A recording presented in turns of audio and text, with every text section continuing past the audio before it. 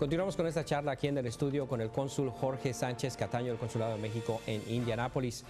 El gobierno de México, concretamente el Congreso, está dando un ejemplo a muchos gobiernos, a muchos congresos de otros países, incluyendo el de Estados Unidos.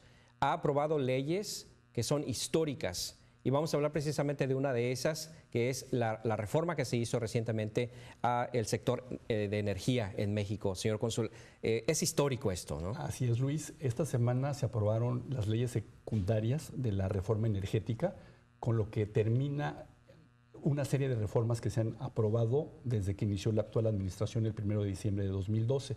Si recordamos, en su discurso de toma de posesión, el presidente Enrique Peña Nieto anunció una serie de reformas estructurales que estaban detenidas por años, quizás décadas, en nuestro país, con el ánimo de tratar de hacer un cambio importante en México. Si recordamos ese discurso que sacudió a mucha gente, muchos que estaban incrédulos de que eso se pudiera cumplir. Era ir contra los poderes fácticos de nuestro país, como son los monopolios. Y estaban presentes el señor Slim, el señor Azcárraga, el señor de Televisión Azteca, Salinas Pliego. Y bueno, la idea de estas reformas es ir abriendo oportunidades, que se eviten los monopolios y haya más empresas o haya más competencia en muchos sectores en nuestro país. Se empezó con la reforma educativa.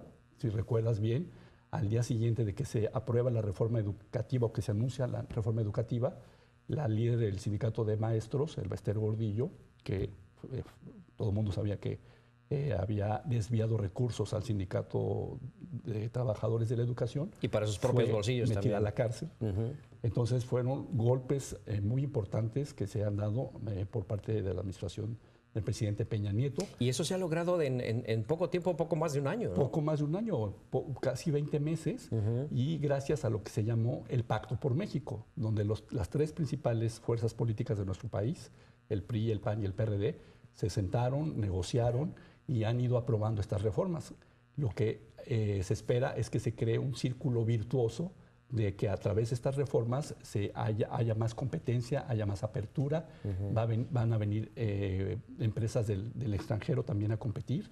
En el tema de telecomunicaciones, donde el señor Slim tiene el 70% del monopolio de la telefonía fija y el 75% de la telefonía móvil. O el caso de Televisa y Televisión Azteca, que tienen el 96% de tiempo de pantalla en México. Entonces, con estas reformas, en unos años o muy pronto tendremos más canales de televisión, empresas de televisión nuevas, tendremos más empresas en telecomunicaciones, en telefonía fija y en telefonía de celular, y lo mismo va a pasar con la reforma energética, que obvio ha sido un tema de mucho debate porque, como sabemos, Pemex es la empresa más importante de nuestro país y de la América Latina por mucho tiempo. Es casi el escudo de los mexicanos, ¿no? Hubo debates ideológicos y lo importante, yo creo, es que ya la producción del petróleo de Pemex venía a la baja, no contaba con los recursos suficientes para la inversión, porque ahora se tiene que buscar petróleo en zonas que cuesta mucho más dinero. Entonces, y no tenía la tecnología México. Entonces, la exploración estaba detenida. Estaba detenida. Entonces necesitamos de abrirnos a la competencia, abrirnos a recibir esa tecnología y a que se creen empresas que vengan a poder aprovechar los recursos que tenemos y obviamente dejando lo que deben de dejar en nuestro país. Y específicamente en ese sector, ¿no quiere decir que el gobierno de México va a perder el control para dejarle a otras empresas extranjeras, ¿no?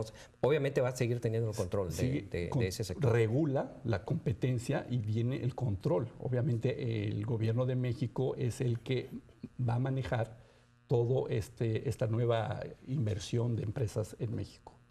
Esto es importante para los mexicanos y para el país en sí, porque obviamente esto va a cambiar o puede cambiar en el futuro la situación económica, ¿no? Por supuesto, tenemos el ejemplo del gas.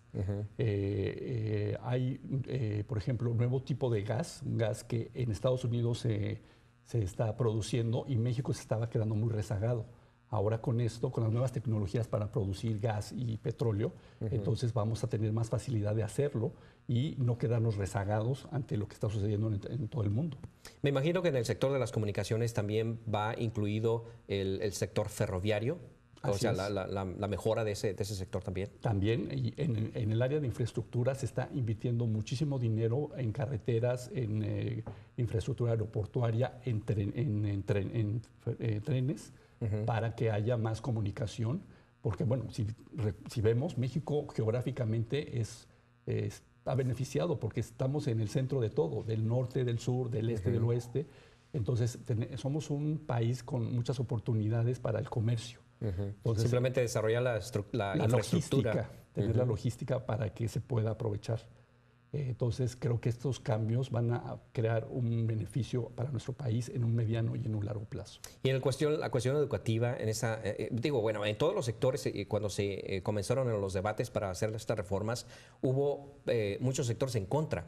Uno de ellos, los sectores, yo me acuerdo bien, los maestros salieron a manifestarse en contra de eso, pero era aquellos maestros flojos, hay que decirlo, yo lo voy a decir claramente, porque no querían que se les hicieran exámenes a ellos mismos, ¿no? Entonces, eso va a cambiar. Tiene que cambiar, tenemos que cambiar una mentalidad que viene de mucho tiempo atrás, y yo creo que estos cambios nos van a beneficiar a todos los mexicanos. Ahora, ¿cuándo vamos cree usted que vamos a empezar a ver resultados de todas estas reformas? Bueno, no va a ser muy pronto. Yo, por ejemplo, eso va de años, obviamente. En el tema sobre todo en energía, va a tomar varios años, quizás hasta los últimos años de la actual administración y posteriormente. Quizás los veamos más pronto en el área de telecomunicaciones o en el área educativa, pero son reformas de largo alcance. Muy bien. Es histórico lo que está pasando. Así es. Definitivamente el nivel económico de México, si es que obviamente comienzan también con la cuestión judicial, ¿no?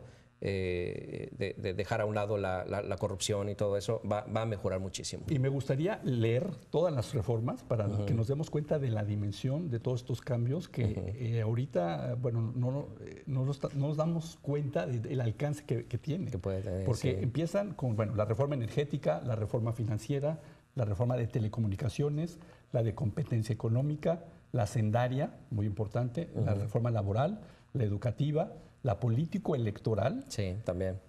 En materia de transparencia, hay una nueva ley de amparo y el Código Nacional de Procedimientos Penales se reformó. Excelente. Cambiando México. Señor cónsul, muchísimas gracias por haber estado con nosotros. Un gusto. Traernos y hablar con nosotros sobre estos temas interesantes.